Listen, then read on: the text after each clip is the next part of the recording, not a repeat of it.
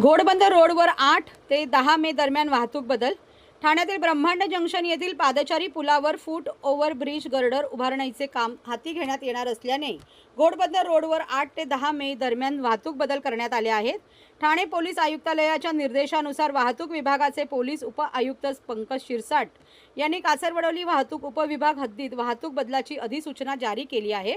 घोडबंदर रोडवरील ब्रह्मांड जंक्शन येथे मुल्लाबाग बस डेपोजवळील फूट ओव्हर ब्रिजवर PRS joint venture private limited यांच्या वतीने गर्डर उभारणीचे काम करण्यात येणार आहे. हे काम 8 मे रोजी रात्री 11:55 वाजल्यापासून 9 मे रात्री 11:55 वाजेपर्यंत, 9 मे रात्री 11:55 वाजल्यापासून 10 मे रोजी सकाळी 6 वाजेपर्यंत सुरू राहणार आहे.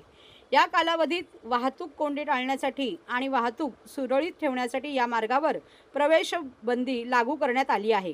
तरी जड अवजड वाहनांनी या कालावधीत या मार्गावरून प्रवास करणे टाळावे असे आवाहन वाहतूक विभागाकडून करण्यात आले आहे.